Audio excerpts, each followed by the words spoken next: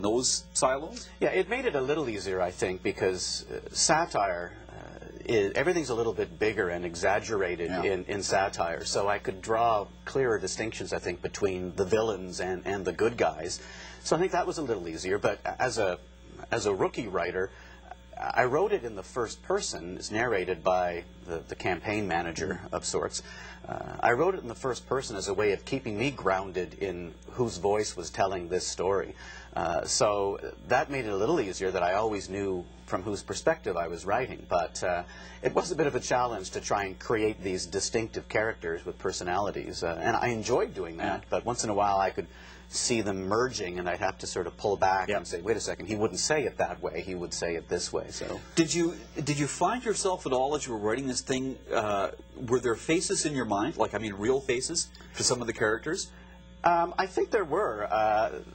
The principal character, the accidental MP, Angus McClintock, I did have this image in my mind, and it was based on my first year physics professor when I was doing engineering at McMaster, who was this grizzled, gray-haired, huge gray beard, very sort of disheveled, unkempt, carried part of his lunch in his beard every day, I think, and that was the image I had in my mind, because I was trying to figure out who would be the most unlikely character to arrive on the floor of the House of Commons, and that's what came to mind. That's who came to mind. Now, you know, I mentioned in the introduction, and I wasn't kidding when I said and a hovercraft, because it does play a role in the book, a key role, but in the early stages, I kept wondering. I said, "You've got this character, this old guy, and he's obsessed with this hovercraft, and he's very much into engineering, all this stuff." And it wasn't until I realized that that's what you had done when you started out. You were in engineering, so you knew what you were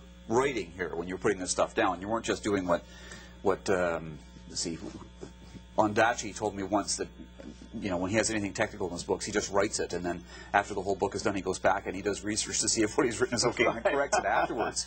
But you knew going in. No, I knew, and I sort of clung for dear life to the rookie writer's axiom of write what you know, and I knew a little bit about politics. I've always had a love for hovercrafts. When I was a kid growing up, a friend and I designed and built a full-sized hovercraft, and the one that is actually, the plans for the one that adorns the cover and that is described in the novel is actually one I designed one summer. It's never been built, but so I loved hovercraft. There's a fair bit of chess in the book. I'm a big chess fan. I play online chess.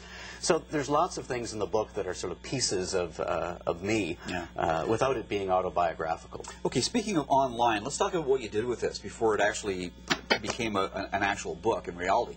You did this as a podcast off of iTunes. I did. Yeah, I did. I've been a podcaster for a couple of years now. I have another show in my day job, public relations. I have a show called Inside PR that we do. We just celebrated our 100th episode. And I thought, why not use some of the tools that are now available to us to reach out to our audience and try and build an audience for the story before it was published. And in a way, it's a bit counterintuitive, because I gave the whole book away for free. That's right. That was going to be my question. Yeah, that's right. Well, I gave it away for free, so I narrated, I read the novel chapter by chapter, and it was issued through the internet, through iTunes and other podcast directories, and through my website. And I slowly gathered some listeners. It was a grand experiment for me. I had no idea what would happen, but people started listening, and people started commenting, and it kind of climbed up the charts on iTunes, which was wonderfully gratifying and a tremendous surprise to me.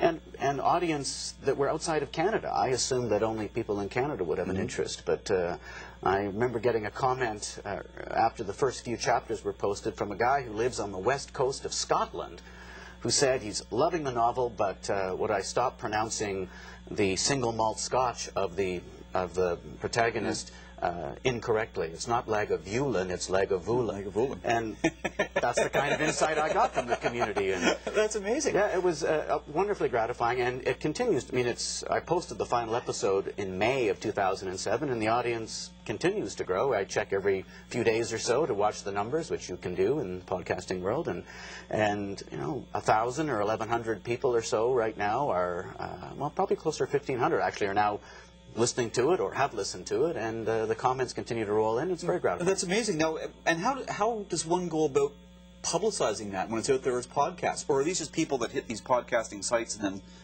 randomly say, oh, I think I'll see what this one's about? It is. It's how you tag it in the in cyberspace. Right. I tagged it as a political novel, a comic novel of politics, and I promoted it with other podcasters, other bloggers blogged about it. Jason Cherniak, who's a relatively prominent political blogger in the country, reviewed it on his site, and it just gathered some momentum. And you can just search it on iTunes, and people would just scan the books available, and sometimes they chose mine. And the political bloggers too. I guess you're hitting the right audience there, right? I mean, that would spread like wildfire, or like a virus, as they say. As they say, right? indeed. Yeah. So I'm hoping that continues, because you want to draw attention to it and get it out there. Okay, so you have this business, you have this day job, and you've done this. Have you got it out of your system?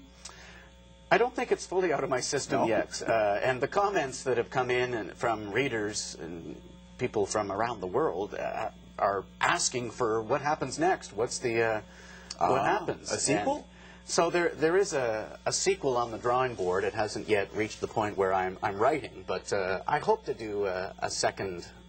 I'm not sure if it's going to be a trilogy or what, but I'm just happy to get through one more and see what happens then. But it was a very rewarding and fulfilling experience. Okay, well, good of you to do this, Terry, and best of luck with it. My Not that you pleasure. need it, you sound like you're doing fine. And doing it pretty much without a major publisher, too, Right. which is even better. That's welcome to the 21st century. That's it. Yeah, this is excellent. Thanks a lot. Thanks so much. Okay.